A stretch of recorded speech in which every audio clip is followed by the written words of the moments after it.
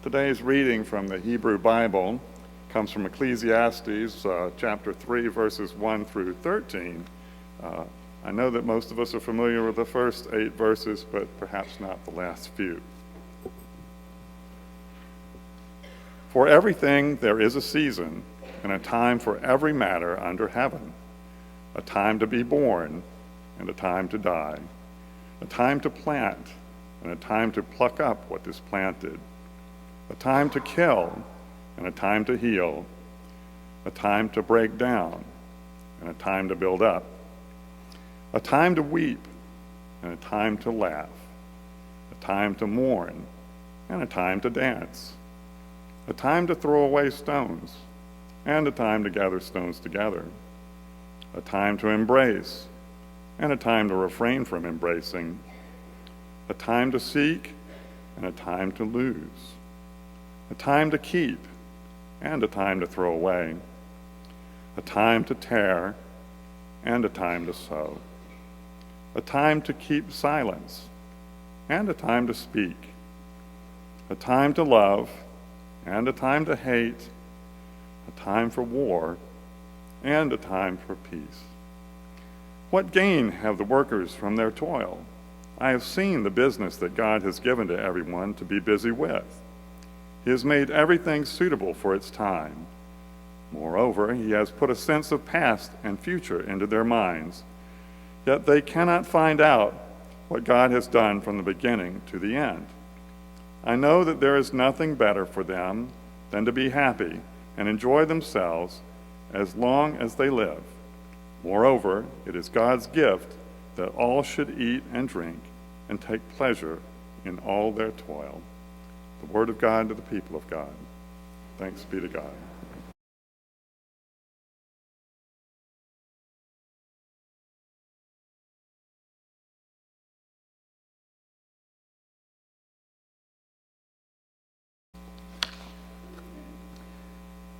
In 1976, a group of time management experts delivered a report to the United States Senate, and these experts believed that the speed of technology, satellites and robotics, would present an incredible problem for the American workforce in the future. The problem that they predicted is that people would have too much free time. Here's a quote from that report. By 1985, people might have to choose between working 22 hours a week, 27 weeks a year, or retiring at 38. Nailed it, didn't they? 22 weeks a year, or 27 weeks a year, 22 hours today, that'd be awesome. See, actually the reverse has happened. With the speed of technology, we have actually decreased our free time. Because one of the things that these time management experts didn't take into consideration is that we would fill the productivity gap with more productivity. And this addiction to busyness has led to a rampant outbreak of what's called hurriness or hurry sickness. Hurry sickness is defined as this: it's a continuous struggle to accomplish more things and participate in more events, all in less time. And whether you know it or not, you may suffer from hurry sickness. Raise your hand if you've ever prayed for more hours in a day. Raise your hand if you've ever honked your horn at the car in front of you because they didn't turn quickly enough at the traffic lights. Raise your hand if you've ever changed checkout aisles at the grocery store because you noticed a one with shorter lines. Or how many of you got irate when Safeway took away the self-checkout option in our little burg of elders? You might suffer from hurry sickness. I'm sorry, though, you can't take tomorrow off if you work because you're too busy. Now, to be honest, our pace is unhealthy. We accomplish more in less time, but at what cost? So when I asked earlier this fall for you to fill out cards to help develop this sermon series on struggles, this was one of the other struggles that rose to the top. How do I do it all? How do I find balance with work and family and friends and faith? We're struggling with lives that are out of balance. The other day, my daughter was doing her own laundry. Yes, it's possible, parents. And all of a sudden, while I was upstairs, I just heard this banging noise coming from the basement.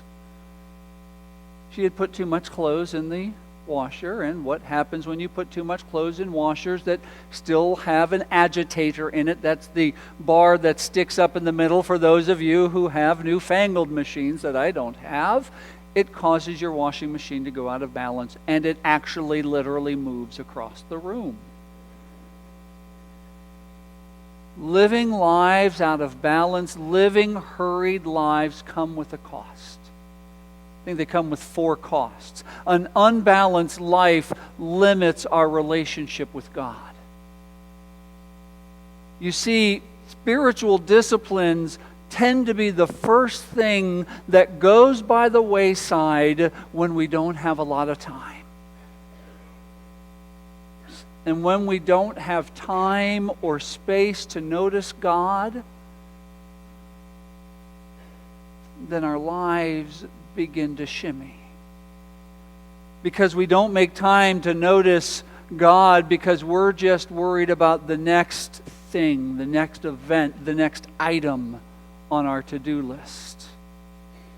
An unbalanced life decreases our compassion and our empathy. Compassion and empathy are 2 sides of the same coin. Compassion sees the suffering or pain of another person and you want to do something about it.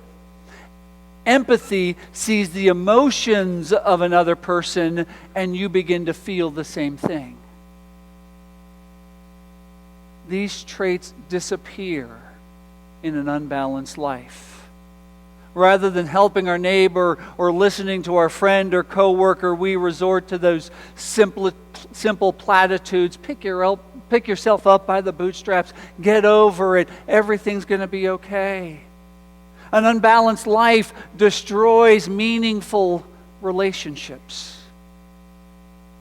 Much of what makes life meaningful, family and friends and community, need the very thing that we don't seem to have enough of: time.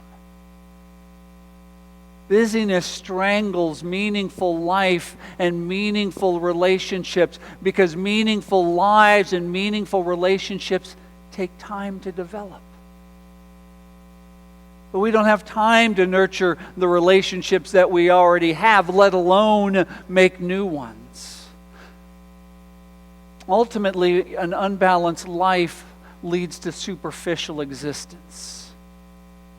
When things happen too fast, then nobody cares about anything, including oneself.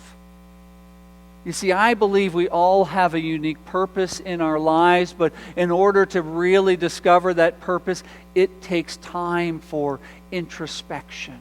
It takes time to be still and listen to God, but we're too busy. We rather imitate others than be or discover our unique selves. And this isn't new information. We know this. We know we are moving at a pace that we can't keep up with.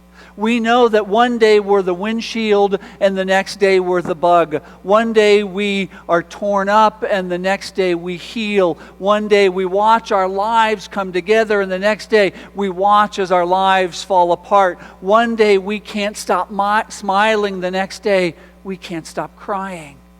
One day we have hope and we pursue our dreams, and the next day we lose hope and we accept our nightmares. One day we love our lives and the next day we hate our lives. One day our lives seem like a vacation and the next day our lives seem like war. I mean, such is life. And we can either choose to accept it and continue to struggle, or we can choose balance. And the answer to how we do this is actually found in the answer to a trivia question. Which U.S. hit song has the oldest lyrics? Anyone? I got nothing today. Anyone? We got a Mr. Bowman. The Byrds, Turn, Turn, Turn, 1965. I wasn't even alive, and I know that. Till I became a pastor, I thought Pete Seeger actually wrote those words. Little did I know that he stole them from our reading this morning, almost word for word, except he just added turn, turn, turn. But Pete Seeger didn't write these words in Ecclesiastes 3. They're attributed to King Solomon. And our reading this morning tells us that life is really a matter of timing, and that there is a time for everything under heaven. And to make time for everything, we need to keep in mind one thing and one thing only. There is no such thing as a balanced life. The idea that you can have one is a myth. It is not true. I mean, we wish we could live a totally balanced life. We wish we would have that perfect mix of family and personal time and play and work and spiritual sustenance. If we could just get that right, then everything would work out and we would live happily ever after. But we can't do it. You can't achieve something that is not real.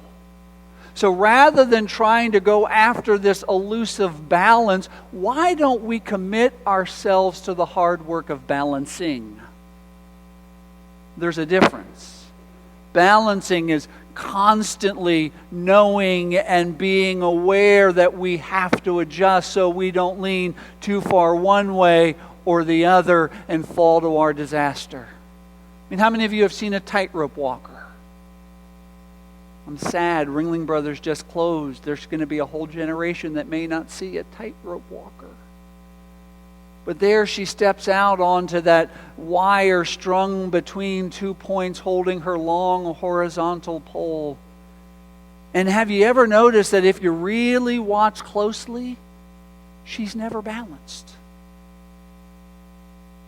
There is a constant motion of teetering back and forth as she's balancing. It doesn't matter how graceful she is. It doesn't matter how good she is never in complete balance. As she goes across that wire, she is constantly balancing. Ecclesiastes is a balancing poem. As this chapter opens, we are presented with a thesis. In the very first verse, for everything there is a season and a time for every matter under heaven. And the key word in this section is time. In these first 8 verses, Solomon uses the word time 29 times. But he doesn't give us any commentary in these first 8 verses. He's just proposing the challenges of life that we face each and every day. It's a poem of life in which Solomon makes 28 statements, 14 negative and 14 positive, balancing. The balancing life statements of birth and death. Every 4.5 seconds a baby is born. And yet 2 people die every second. He balances destructive and creative activities. Kill, heal, tear down, build up. He balances human emotions. Weep and laugh, mourn and dance. And you get the idea that life is this constantly changing, balancing act. One moment will be on the highest peak, and the very next moment will be in the deepest valley. Ecclesiastes reminds us that if we want to succeed in balancing this balancing act, then we need to reset our priorities. One of my favorite authors, Rabbi Harold Kushner, writes about a friend of his. He's an Episcopalian priest who has a desk full of papers. And once a month, this priest gathers all the papers on his desk and in his desk and throws them away. And Rabbi Kushner asked his friend, "What if there's something important on your desk?" And his friend explained, "If it's important, it'll come back." The problem with our lifestyle today isn't that we have too much to do. The problem is that it's hard to decide what matters most, what's important, what to throw away, and what to keep. Because we are so caught up in the details. Now, this is where you might expect me to say that in order to have a balanced life, all you need to do is say no to things and say yes to God. If we were just to put more God stuff into our lives, if we were to come to church more and read our Bible and pray and give more money, then everything will work out. Well, actually, that's not that kind of sermon. And I'd have to say it was that kind of sermon until this morning when I got into the office at 5:30. Because I couldn't get out of my head that one thing we lose when we are not balancing. That loss of compassion and empathy. The loss of being able to see another person's hurt and do something, or to see another person's pain and feel it. Now, those who know me know that I don't sleep well. The scientific definition of my diagnosis is sleep hypopnea. It's different than sleep apnea. Scientifically, I am a light sleeper. The slightest noise will wake me up.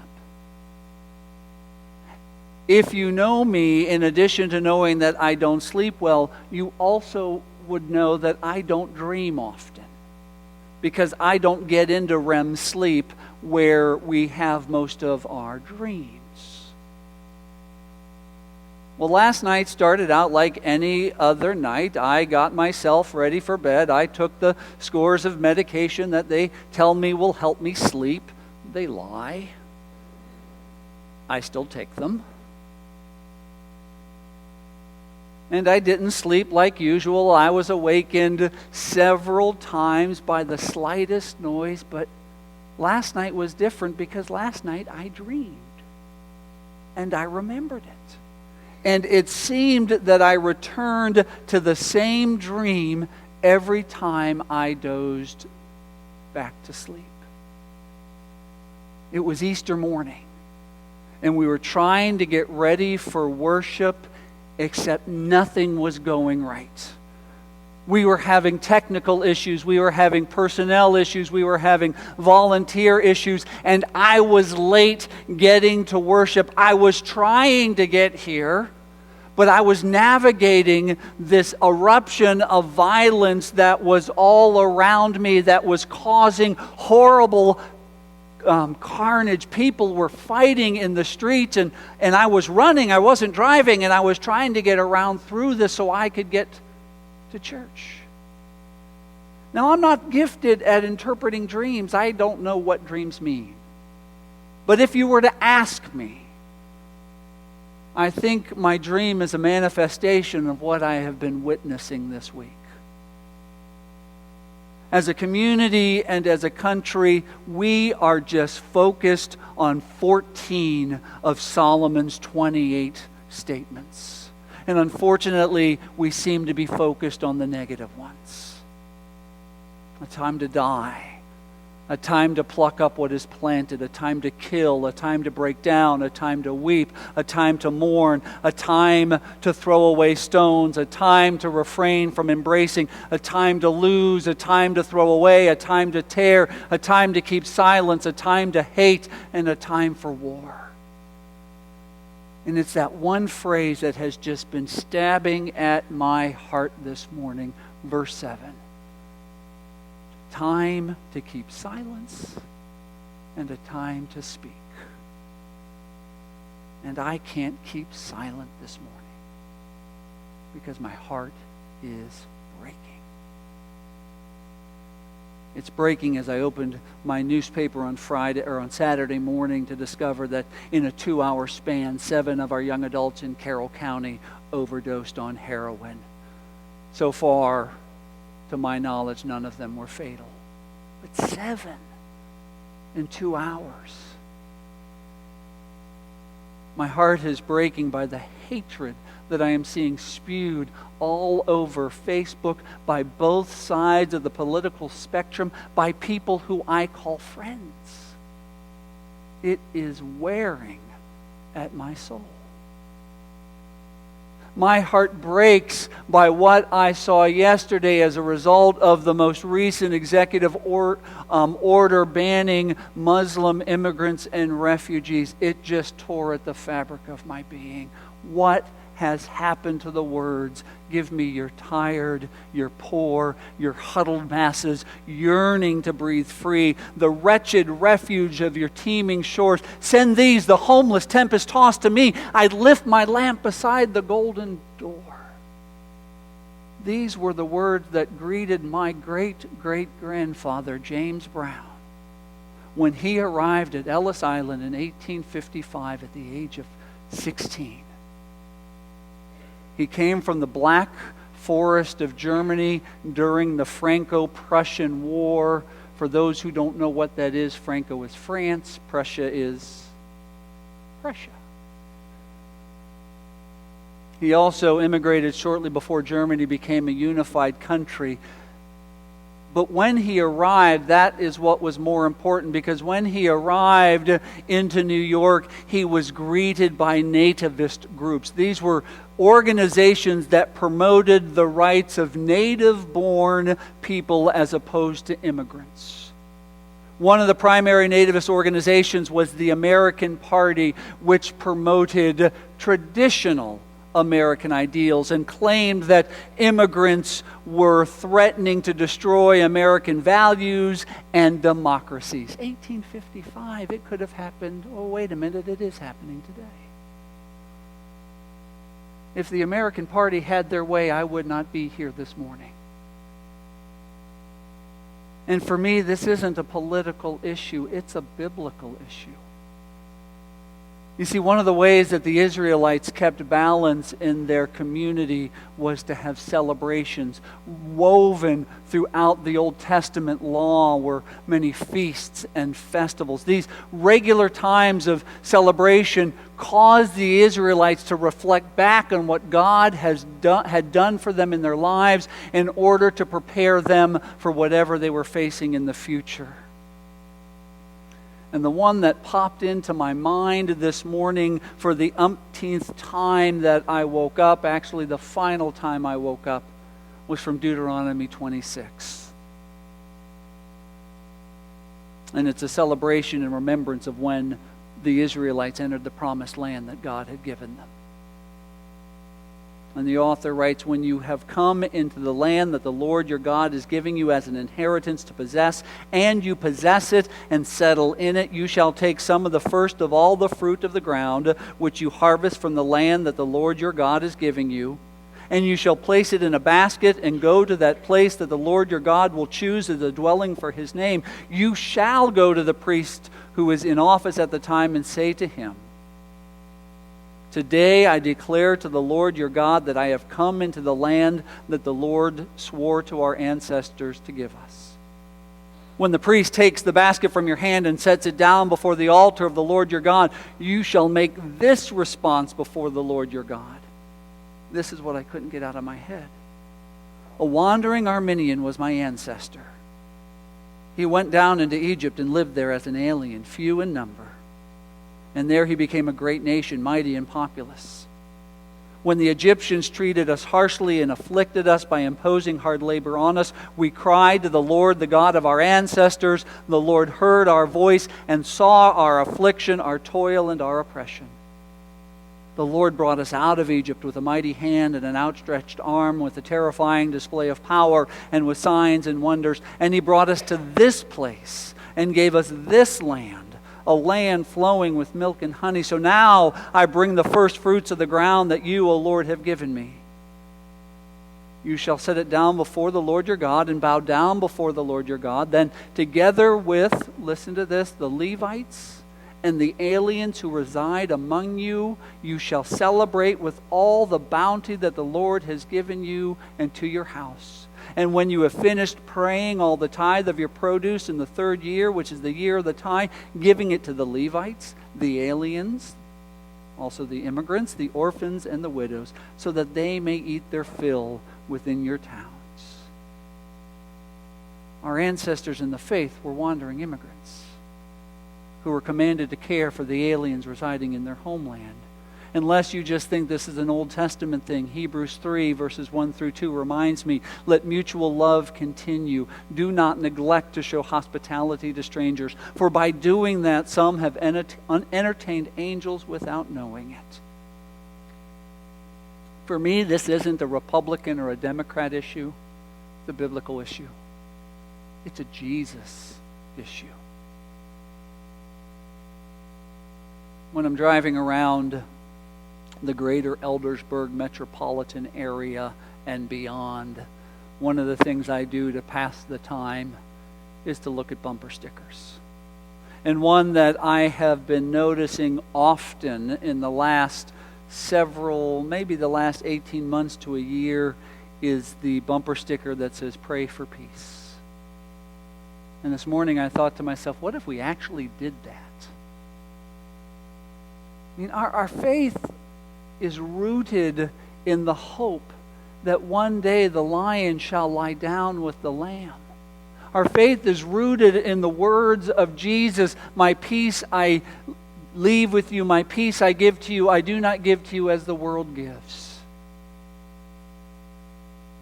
I mean, for 25 years, I've closed each and every worship service I led with the words peace and joy. Peace is our hope. It is our prayer. It is our yearning. It is our aim. Peace is our end.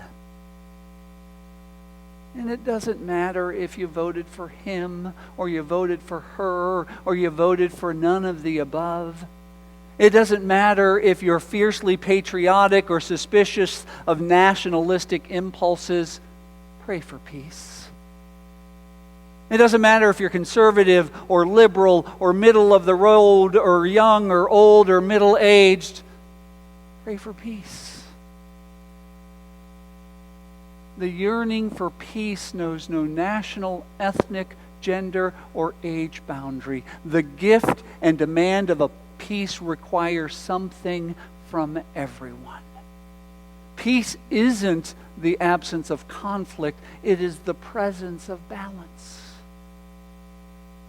If the earth ever got out of balance, it would spin chaotically into space, destroying the world as we know it. Guess what? Our earth is out of balance, spinning wildly out of control, destroying all of life, and we're too busy to notice.